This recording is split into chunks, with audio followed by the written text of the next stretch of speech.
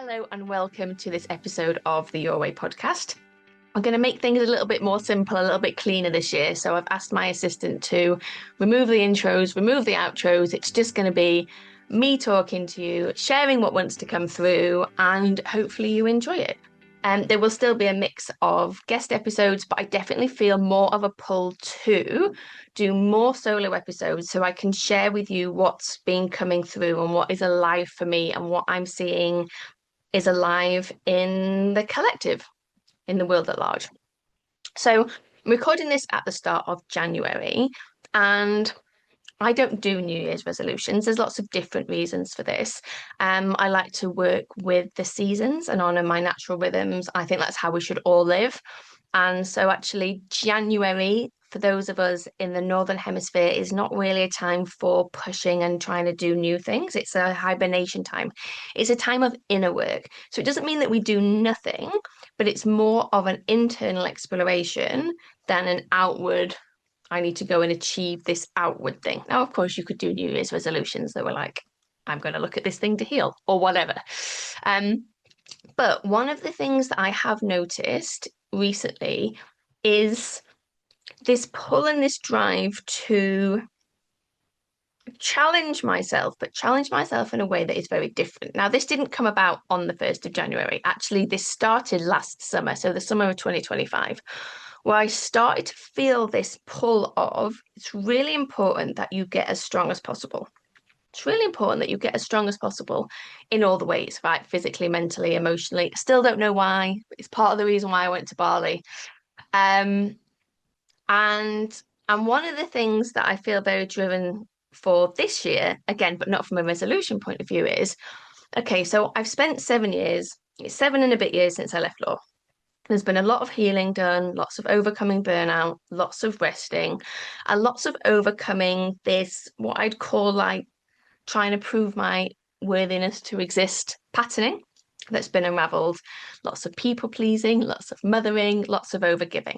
Now, I'm not saying for a second that I am healed and all of these patterns are completely resolved. But I do feel like I've done a good chunk of working through this stuff, and I'm starting 2026 from this place of having lots of energy. I enjoy all of my work. All of my clients are amazing. And there is this sort of inner pull of, okay, well, what can you achieve from this place? But what can you achieve from this place without pushing, forcing, overriding your needs, hustling, trying to prove, like going into kind of negative things. So one of the things that I feel drawn to is how physically strong can I get? Now, in the past, my body stuff has been wrapped up in unhealthy food habits or been obsessed with the scale or kind of like using exercise as a form of punishment. And so now it's this place of curiosity of, okay, so can I look at how do I get stronger? How do I fuel myself to get stronger without it becoming something that isn't overall healthy for me? Um, so far, all good. Should be sure to keep you updated. And then the other thing that I've really noticed is like the business has been amazing for 7 years, right? The business has grown, the way I've worked has changed, like so many different iterations. And if I'm being really honest, I've always played things quite safe. Like I haven't, like my days have always been very, very spacious. I've always had Fridays off. There's always been lots of time for walks and naps and all the various rituals. And don't get me wrong, I still want all of those things. But what I do notice is there is this expansion in my capacity to serve more people. And there's a desire, right? There is a desire to serve more people. So how do I pass on the wisdom and the work? So not just from the last 7 years, but all of the other things that kind of I'm remembering that have been embedded in my DNA over lifetimes. How do I bring more of that forward? And again, from this space of curiosity of, okay, well, what do I have the capacity to hold now? What do I have the capacity to hold? How many one-on-one clients can I serve? How many people can I comfortably hold inside the Time Alchemy membership? What do the different Wealthy Witches masterminds look like? Who am I ready to hold in those spaces. And so again, like I'm sure I'll do other episodes. This isn't a big like let me go through all my offers episode. I'm sure there'll be other things as that comes through, but for now it's just this real place of curiosity of okay, well, what does this look like? Because I think so often we learn that success is hard work and sacrifice. In order to make more, we have to do more, we have to give, we have to like lose parts of ourselves. For those of you who, like me, have had burnout in your past, there can be this deep fear of, well, I can't expand, I can't do this thing, I can't do that much stuff because what if it leaves me where I was before? But then we forget that the healing's been done, the nervous system regulation's been done, those patterns have been unwound. And so actually we are no longer in a place where those survival patterns are going to run the show. But it's like our body's shifted, but our mind and our nervous system is still in a place of, are we sure? Are we sure? Want to protect. So I'm sharing all of this just so I guess for yourself, you can really ponder like, what are all the shifts that you've had over the past few years? Like 2025 was a massive year of shedding. In numerology, it was a 9 year. In Chinese astrology, it was the year of the snake. It was all about completions, endings, sheddings. And for a lot of you, you had a lot of that last year, right? And now we're moving into a 1 year. So it's about new beginnings. It's about new challenges, new projects. Like I imagine lots of you will shift jobs this year. You'll shift how you're working. And it's also, well, like from the 17th of February, as the Chinese New Year hits, we're also then moving into the year of the fire horse. So there's much more momentum and outward energy. But, and I guess this is where my curiosity question comes in, and I want to share with you. It's like, okay, how can I utilize this momentum, this energy of the fire horse, the capacity that I've created from the shedding before? How do I use this momentum? But how do I use this momentum in a positive way? From a place of service, from a place of love, from a place of desire, not from a place of if I don't do this, then, or I'll be worthy when. Or taking that energy, but taking that energy from a dysregulated place and then ending up back again in that space of overwhelm and burnout. So just some things to think about. Um, Another thing that I have really felt pulled to do and talk about more is the work that I've been doing with the dream. And I don't actually know that I've done a podcast on this yet. But essentially, from about age 4, I've had very, very intense dreams in my life. Um, as a child, I had a recurring dream over and over and over again. I now see that as a past life memory, but obviously as a child, I did not. When I was in law, I used to have very intense dreams, basically just intense dreams the whole time, right?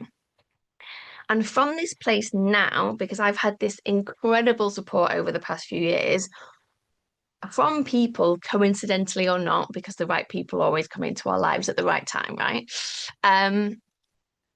Of being more intentional and focusing and looking at, okay, well, what are my dreams trying to show me? Where are my dreams supporting me?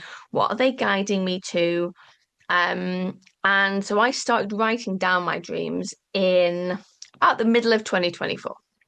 But even before then, when I was doing the kind of childhood trauma work, I would have these very intense dreams. And what I realized was the dream was supporting me to complete some of the stuck cycles within my system.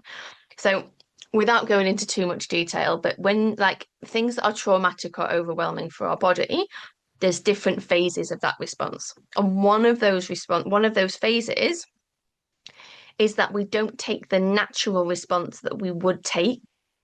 Okay, so rather than fighting back or shouting or running away, whatever it is, the body doesn't feel like it's got sufficient resources for that. So instead of taking that action, which in nervous system language we would call the active response, the body goes into a freeze state. Okay, and then that life force energy that we would have used to take that active response becomes trapped in the body. And so when we are working somatically to release some of those patterns, we're actually trying to help the body feel safe enough to get back to the active response. And what I recognized was actually some of my dreams were taking me to that active response. So where maybe it would have been too intense for me to do it in the daytime, my dreams were taking me there. So my dreams actually played this incredible role in my healing process and continue to do so. And then the more I actually started to note down my dreams, write down my dreams, I could see these themes. I could see these themes and these patterns. They were pointing me towards areas in my past that maybe needed more looking at. They pointed me towards things in the future that were maybe going to happen. Like I've had prophetic dreams, I've had dreams with clients in. Um, that didn't necessarily make sense at the time, but then later on when stuff happened with the clients, I was like, oh yeah, that's what that dream was trying to tell me. And I've had past life stuff come up in dreams as well. And last year I did a past life regression. So if you've listened to the episode with Tracy Liberatore, she's the lady that took me through that process. And one of the things that came up in that past life regression experience was that in a past life, I had been a dream oracle. So I had received all of this guidance through the dream. But ultimately, I'd kept it hidden and I was murdered because that seems to have happened to me a lot of times. And part of this beautiful past life regression exercise was to go and meet your soul family. Okay, so if you could get really, really deep into your subconscious, then Tracy can do an exercise where you go and meet your soul family. And one of the things I was curious about was, why am I here this time? What am I here for? And the message was very clear that I was here to help people remember. People have forgotten very important things, and you're here to help them remember. One of those things was living from the natural place.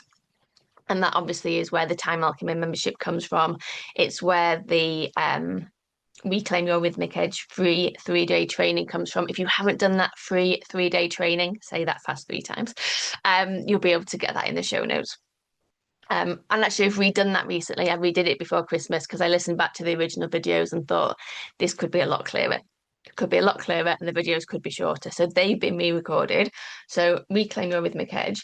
But the thing that really came through very powerfully was people have forgotten the power of working with the dream. And they need to remember because in ancient times, so much information and wisdom was given to us via the dream. But the challenge with the dream is if you're receiving your guidance and instruction via the dream, it's much less easy for things, entities, bodies like the church, like the government, to control us. And so the power of the dream was eroded, it was taken away. Like, even if you think about like the Bible, Joseph was visited in a dream, right?